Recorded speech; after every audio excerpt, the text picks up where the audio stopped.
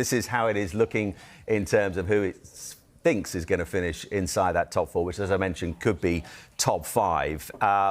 Liverpool, obviously, then come Arsenal. No. Man City, 82.81%. Nottingham Forest, 40.81%. Merce, No. you got your hands in the air. I have. Come on. We done this midweek, yeah, before Tuesday's games, and Fulham were 1%. Now they've gone down and they've just won at Wolves. How's that work? How's that work? The other ones. It's the other ones playing into the computer's algorithms. Oh, no. No. It's only a computer, Merce. It's only a computer. I mean, Dawes, I want to come to you on this. Yeah. I mean, we'll talk in detail a little bit more about Nottingham Forest in a short while. But who for you makes up, if it does finish, a traditional top four for the Champions League? Do Forest remain in there? I'd love to say yes, but I'm looking and thinking they've got City next week. What's your head saying? I can tell what your heart's saying. Yeah, I'm worried. I knew this was a big week for them. The games they had with Newcastle, Arsenal and then Man City, three Premier League teams that already beat them early on in the season, and it's come up that we've seen the two that they lost. Good point for them against Arsenal. It was good to stop the losing run, but I just think it's hard to get back on the way they play and to keep playing to that level. And you've got to remember where they were two previous seasons before, fighting for relegation. Even to be talked about in the equation to be challenging for Champions League football is remarkable. But when your players are playing to the maximum of their level for this long, and you just fall off with the amount of teams that are coming with a late run, I think it's going to be a real challenge. If they can get any kind of Europe, it will be remarkable. My outsider team is Brighton. Brighton. OK, and we'll come on to them in a short while. Tim, just coming back to Arsenal, who sit in second at the moment, still very much in this season's Champions League. That draw, that blank against Nottingham Forest midweek. Listen, we've already talked about the injuries, and they have been absolutely significant, that is for sure. Yeah. But as a whole, have they regressed this season? Oof. Difficult to compare, because we're talking about severe injuries to attacking players and a superstar in Saka. So for me, it's really hard to judge. I wouldn't be suggesting any changes to the hierarchy of management or anything stupid like that. What I'll be saying is that perhaps a recruiter must be looking a little bit harder. But is one trophy in his 5 years in charge enough? Yeah, you've had teams like Man City ahead of him and a manager like Pep Guardiola. So it's an unfair playing field. It's the same. You could have asked the same for every team. I think they've definitely developed under Mikel. I wouldn't be making any knee-jerk reaction to get rid of him. I think you have to give him next year. You have to give him next year with a striker as well. So I mean, that underlines what you're talking about, because 3 shots on target the last couple of games. Yeah. I mean, up top, they're bereft, Sue, and they're starting to look as well, with those key personnel missing, wasteful at times as well. Yeah, absolutely, and any side would miss the attacking players that they're missing. And, you know, you watch them against Nottingham Forest, you watch them against West Ham, and they did struggle to break them down. Both those sides, you know, sat back and made sure that they were very tight and compact and made it difficult for Arsenal. So when you're missing those sort of players, you're going to miss players that are going to open up a packed defence like that, you know, that sort of spark, if you like. And you can see that Arteta is trying to find solutions. Against Leicester, he brought on Marino and he came on and obviously scored the 2 goals. He then started him up top and didn't quite work. You've got a midfielder playing, you know, as a centre forward. You've then got Trossard playing in the 9. You've got Sterling has played both sides. So he is trying to find those solutions. But I think when you're relying on a young man in Nwaneri who's 17 years old, lots of potential, but you just want to be bringing him in and taking him off. Sterling's not had that much football, so you're relying on players that Arteta wouldn't have wanted to have been at the start of the season. So I'm with Tim. I don't think you can judge him at this moment in time. And Merce, once the post-mortem on this whole season eventually happens come the end of May, when they look back on it, absolutely, the injuries will be a key factor. But that decision not to invest, not to chase after a serious number 9 in the summer, and then an inability to land one in the January transfer window as well. Where will the blame for what's happened this season lie? Will it be a combination of those two things? It's hard. I think at the start of the season, I think you can then say they probably needed an out-and-out centre-forward. I'm a big fan of Havertz, but, you know, I think he's better deeper than being the sole striker.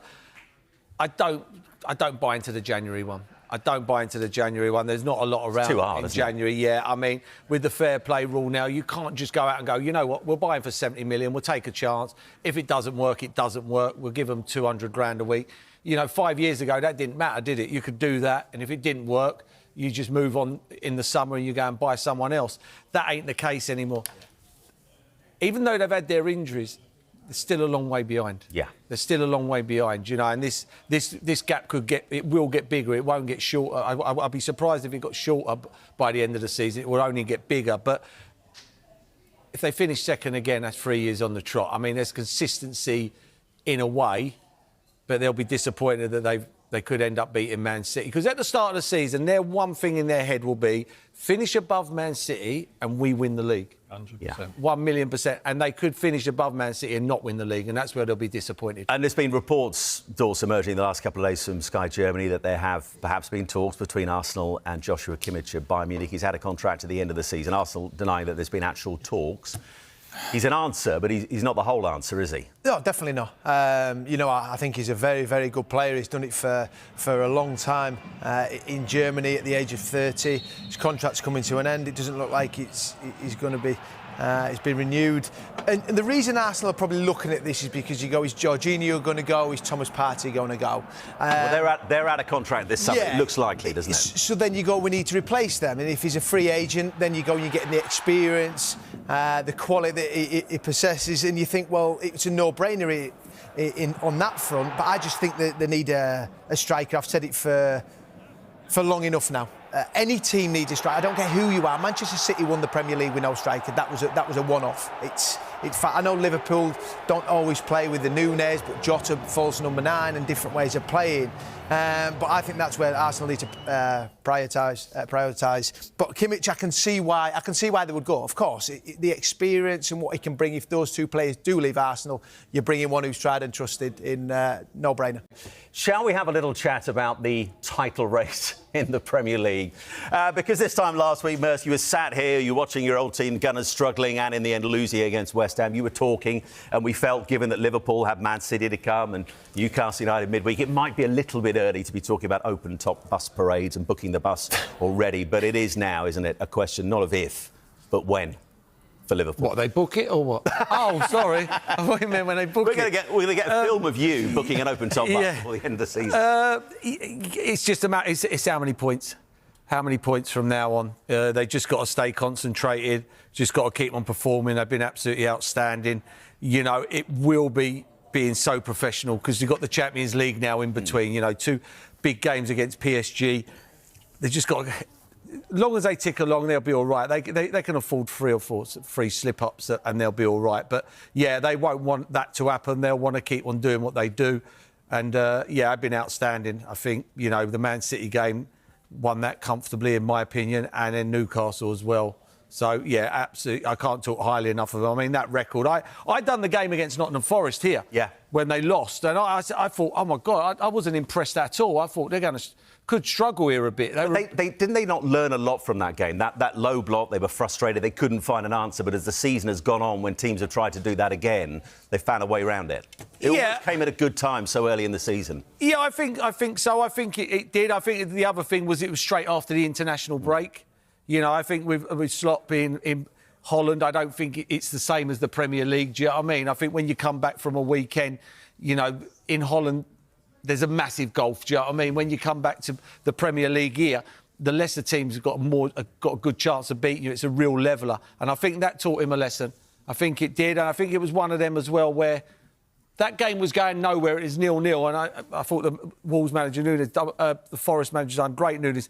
At 60 minutes, he just went, you know what? I'm going to put on the wingers with speed, with Elanga and Hudson-Odoi. And they ripped them apart. Yeah. And I think he learnt there where... sometimes when it ain't going great, just be patient, do you know what I mean? And just take a draw here and there. But I think they've been absolutely outstanding. They've had a big advantage. They haven't had any injuries. Do you know what I mean? Yeah. You know, the Rolls-Royce at the back, Van Dijk's played every game. You know, Salah plays every game. You know, so that's a big thing. But, Tim, despite that, you look at the last couple of weeks of Liverpool. I mean, as Arsenal's injury crisis deepened, and Merce is absolutely right to point out on that front, they've been incredibly fortunate this season. But then you look at the 4 games, 11 points from 15 against Everton, Wolves, Aston Villa, Man City and Newcastle midweek. Is one of their greatest strengths this season, their relentless consistency. Absolutely. We're talking about a group of players who have been there and done it and won the biggest trophies. You know, so they've got that calm head about them. got a fantastic squad of players. Let's have it right. I think the manager, the best thing he's done is not done a lot. You know, he's gone in there and kept it pretty simple. You know, it's not broken, so why fix it? So what he has done, he's made some happy players, you know, and he's tweaked it a little bit, grabbing Birch in that midfield area. Slobbersley has been absolutely magnificent for me, and McAllister in midfield.